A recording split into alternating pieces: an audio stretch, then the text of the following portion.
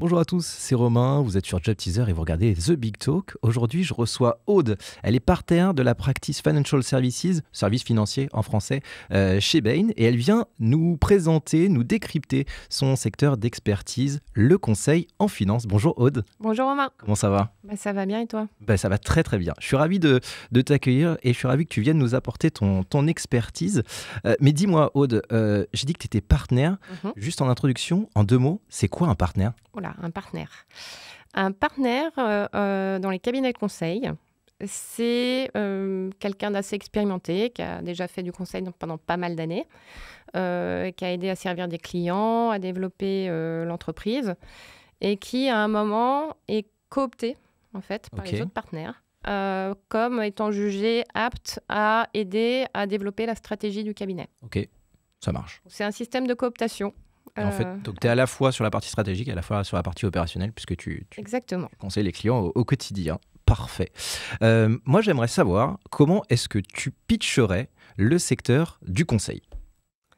Alors, le secteur du conseil, en fait, pour moi, je dis toujours, on est un peu des catalystes. C'est-à-dire qu'on est là, à côté des clients, pour les aider à résoudre des problèmes assez stratégiques qu'ils ont à un moment de leur développement. Donc, soit c'est de leur modèle opératoire, de leur business model en général. Donc, typiquement, là où on va intervenir, c'est les aider à comprendre comment ils peuvent faire grossir leur société. Est-ce que c'est des nouveaux pays, des nouveaux produits, améliorer leur rentabilité ? Et puis, ça peut être aussi les aider, les accompagner sur des sujets plus précis d'expertise ou d'organisation interne. Donc, en fait, nous, on est là pour les aider à se développer. Ok, et vous les accompagnez directement chez eux, chez ces clients. Moi, ce que j'aimerais, donc aujourd'hui, on va parler un petit peu plus particulièrement de ta spécialité, les services financiers. Et ce que j'aimerais que tu nous présentes, c'est quels sont Allez, on va prendre les 3 enjeux majeurs qui régissent le quotidien, ton quotidien sur ce secteur des services financiers. Alors, on en a beaucoup. Oui, j'en doute. On en a beaucoup. C'est un sujet qui est très vaste et qui bouge beaucoup le secteur des services financiers en ce moment. Alors, en premier lieu, et ça, je pense qu'il y a beaucoup de gens qui l'ont vu aussi ces derniers temps, on a l'arrivée des fintech depuis quelques années, très présentes, qui se développent, qui vont vite. Et qui bousculent un peu le marché traditionnel. Exactement, elles bousculent et elles ont un mode de fonctionnement différent. Donc nous, on se retrouve finalement à la croisée des chemins. Parce que vous accompagnez les deux ? Parce qu'on accompagne les deux. Oui, voilà, c'est ça qui est particulier. Surtout chez Bain, où on a vraiment une grosse expertise par rapport au fintech. C'est un de nos points d'inspiration sur le marché français, mais international. Et donc, pour nous, tout l'enjeu, c'est à la fois de continuer à accompagner des acteurs plus traditionnels, bancaires, assurances, dire par rapport à tous ces nouveaux entrants, comment vous devez réagir ? Est-ce qu'ils vont attaquer des parts de marché ? Qu'est-ce qu'on fait ? Comment vous pouvez aussi apprendre d'eux, parce qu'ils ont des modèles un petit peu plus fluides. Qu'est-ce qu'on peut en retenir, installer chez vous pour être plus efficient ? Et puis, côté fintech, nous, c'est aussi les aider. Souvent, ils démarrent, ils ont plein de business models, plein d'idées. C'est comment on peut les aider à grossir encore plus et mettre tout ça en œuvre. Est-ce qu'ils sont d'ailleurs que concurrents ou peut-être parce que parfois, ils peuvent travailler ensemble et parfois, on sert aussi à faire le lien entre les deux, de comment ils peuvent se compléter pour faire du business ensemble. La transition climatique aussi, je crois que c'est un gros enjeu qui régit ton métier. Oui, ça c'est un sujet très important pour les acteurs financiers à l'heure actuelle, particulièrement à l'Europe, mais on voit que ça se développe aussi Asie et États-Unis. Là, en fait, les acteurs financiers se trouvent un petit peu au cœur du réacteur, c'est-à-dire que les autorités publiques passent beaucoup par les banques pour essayer d'imposer la transition climatique à l'ensemble de l'économie. D'accord. Donc, en orientant les financements que les banques vont apporter aux différents acteurs, sociétés industrielles ou sociétés commerciales, mais aussi clients particuliers. Donc, elles ont des objectifs, des quotas Alors, pour l'instant, c'est des objectifs. Ouais, je vois ce que... Le marché va évoluer et très vite. Là-dessus, donc, il faut vraiment que les banques s'adaptent pour permettre à leurs clients de faire la transition effective et aussi elle, en interne, s'organise pour faire tout ce suivi et cette mise en place. Est-ce que c'est un changement de business model, en fait? C'est un changement de business model pour elle, c'est vraiment Big Bang. Ok. Et est-ce que tu as un troisième enjeu qui régit le secteur des services financiers?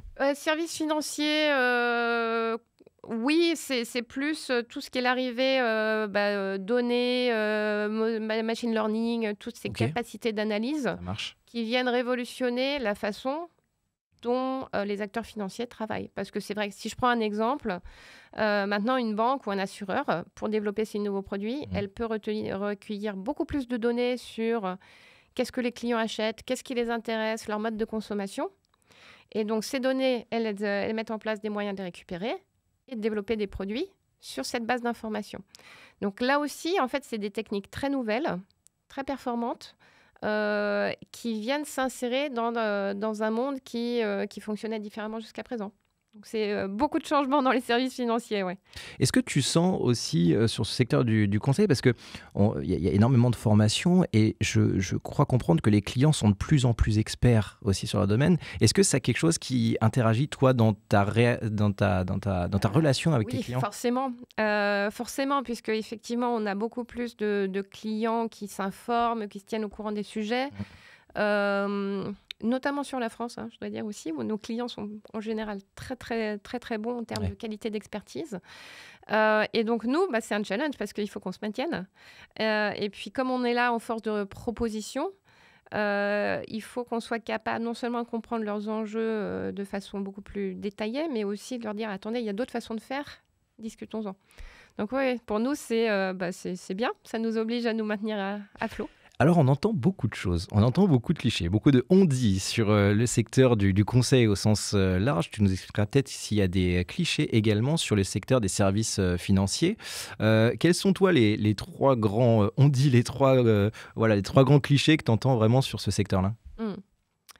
Alors, sur le secteur des services financiers, je dirais ce qu'on entend souvent, et puis j'espère que je vais faire changer les gens d'avis, c'est un secteur un petit peu traditionnel, un peu père de famille, pas très funky. Et ben, en fait, justement, pour tout ce que je viens d'évoquer, pas du tout en ce moment. Ça bouge dans tous les sens. Il y a besoin de nouvelles compétences, de profils, data, données, techniques. Ça se digitalise de plus en plus. Complètement. On voit l'arrivée du Web 3.0, on en parlera peut-être tout à l'heure. On en parlera tout à l'heure, oui. Et en fait, avec ces nouveaux arrivants, FinTech, GAFA, etc., on est obligé de révolutionner tous ces acteurs pour les mettre au goût des nouvelles techniques qu'on a. Et donc, c'est aussi, par rapport aux enjeux qu'on discutait de ESG, proposer de nouveaux produits, réfléchir comment on va faire, comment on peut attirer de nouveaux clients. Donc, en fait, c'est tout sauf version père de famille, en fait. Alors, on entend beaucoup aussi, dans le consulting, c'est souvent la guerre entre les consultants. Comment ça se passe chez Bain? Alors, chez Bain, ça se passe plutôt très bien. On a vraiment des principes très forts chez Bain. Un d'entre eux étant, moi je l'ai toujours entendu chez Bain, on est toujours là pour aider l'autre. On ne laisse jamais un autre béni à côté. Ça, c'est très, très fort dans notre culture. Et je dirais, dans les cabinets de conseil, évidemment, il y a un peu de... C'est pas de la compétition, il y a de l'émulation. Parce qu'on a tous envie de faire le maximum pour le client sur le projet. Et ça, c'est juste naturel. Et après, je pense que cette émulation, elle vient plus de façon personnelle, de se challenger soi-même, peut-être, je pourrais faire plus, je pourrais aller comprendre ça en plus, etc., plus qu'entre les personnes. Parfait. Un dernier cliché peut-être sur ce secteur? Le grand classique du secteur du conseil, on ne peut pas être une femme, une mère de famille ou un père de famille et faire du conseil en même temps. La conciliation vie privée, vie perso. Oui. Alors, je ne dis pas qu'elle est facile. Il n'y a pas non plus beaucoup de métiers où c'est très facile. L'avantage du conseil, c'est plus on avance en seniorité et plus on arrive à avoir un peu plus la main sur son agenda. Donc, moi, en termes de mère de famille, ça m'est très, très utile. Voilà, donc il y a les périodes de pic où on priorise un peu la vie du cabinet et il y a les périodes où ça descend un peu, où là, on va un peu plus à des réunions d'école. Ou à des interviews sur Ouais, des JobTeaser. interviews sur JobTeaser. Mais en fait, voilà, l'équilibre, quand on fixe bien les priorités, il peut se faire. Enfin, je dirais, il est pas plus dur ou plus facile que dans un autre métier. Donc ça, c'est un petit peu aussi un message que je voulais passer ce matin, notamment aux filles qui postulent dans le conseil ou qui sont dans le conseil. En fait, c'est souvent un challenge de dire, en fait, moi, en ce moment, ma priorité numéro 1, elle est là. Et il y a des fois où la priorité numéro 1, c'est la famille. Et donc, de ne pas se dire, non, je vais pas dans le conseil, ça sera trop compliqué. Non, c'est pas vrai. Merci pour ces tips. Moi, ce que j'ai envie de te demander, en tant qu'expert de ton domaine, des services financiers et du conseil, c'est de nous donner des tips, en tout cas de nous analyser un peu le secteur et surtout l'évolution du secteur. Quels sont pour toi les 3 grands enjeux futurs là, qui vont arriver sur le secteur du conseil et des services financiers plus particulièrement ? Alors, on a une énorme vague qui arrive sur les services financiers, qui est celle qui tourne autour de digital currencies, donc tout ce qui est dématérialisation de tout ce qui est la monnaie.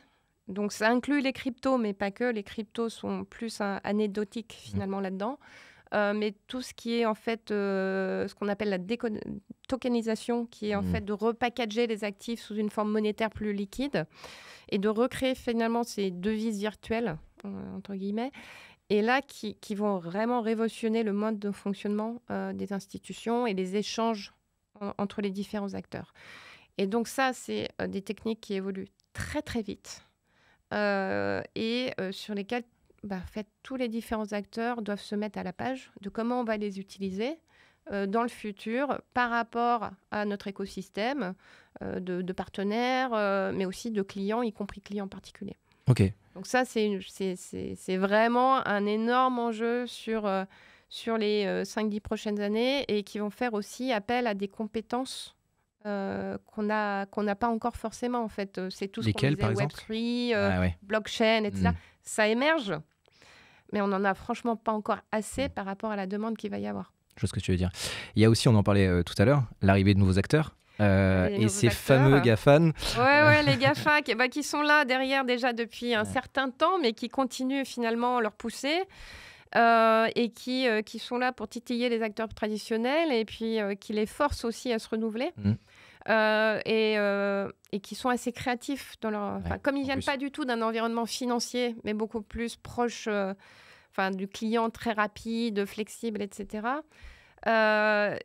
Il faut les prendre en compte parce que voilà, ils sont dans notre périmètre d'écosystème maintenant. Et donc, maintenant, on réfléchit, attention, si vous essayez de vous développer comme ça, qu'est-ce que fait un tel, comment on peut éventuellement faire des partnerships avec eux aussi, c'est possible. Bien sûr. Donc ça, c'est effectivement, ça nous sort beaucoup du service financier tel qu'on le faisait il y a encore 10 ans. En parlant d'acteurs aussi qui arrivent sur ce secteur, il y a les acteurs privés. C'est vrai qu'on entend beaucoup parler de fonds d'investissement. On en parle beaucoup dans le sport, dans le football, mais plein de... Oui, et puis c'est vrai que chez Ben, nous aussi, on travaille beaucoup avec eux. Et donc ça, c'est... Ça change. Ça change beaucoup la donne en termes de méthode de travail, mais aussi de possibilités pour des clients finaux de trouver des financements. En fait, c'est surtout ça. Et donc, il y a des clients finaux, sociétés industrielles, commerciales, etc., qui maintenant ont plus de recours au financement en dehors des banques classiques. Et donc, se pose aussi la question, déjà, comment nous, en tant que cabinet de conseil, on peut se positionner sur ce marché. Comme je disais, Ben, on a l'avantage d'avoir toujours été plutôt à la pointe là-dessus. Donc, c'est un marché qu'on connaît bien. Mais aussi par rapport aux acteurs plus traditionnels, de se dire, maintenant que vos clients ont plus de possibilités, nous, qu'est-ce qu'on va leur offrir ? Ok, merci en tout cas. Ça bouge beaucoup. Merci pour ton analyse. Pour venir conclure cette émission, moi ce que j'aimerais te demander, c'est un petit tips pour les jeunes talents qui nous regardent, ceux qui seraient intéressés par le secteur du conseil en finance. Qu'est-ce que tu aurais à leur dire ? Qu'est-ce que tu aurais à leur donner comme conseil ?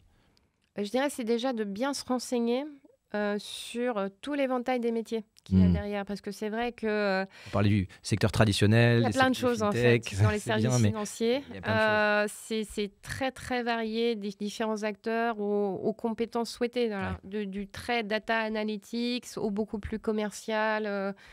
Voilà, c'est vraiment sur toute la chaîne opératoire où il y a beaucoup beaucoup de talents différents dont on va avoir besoin. Donc je dirais là, en premier abord, c'est bien se renseigner. Souvent, les universités et les écoles sont très actives à essayer d'expliquer aux jeunes diplômés quelles sont les possibilités dans ces secteurs. Nous aussi, on intervient aussi dans les écoles sur les forums pour expliquer. Et puis, il y a aussi parfois des événements. Nous, je sais qu'à Ben, récemment, on a fait Networking Women où on invitait juste des jeunes femmes intéressées à venir écouter ce qu'on fait dans le secteur du conseil, pas que financier, mais plus globalement.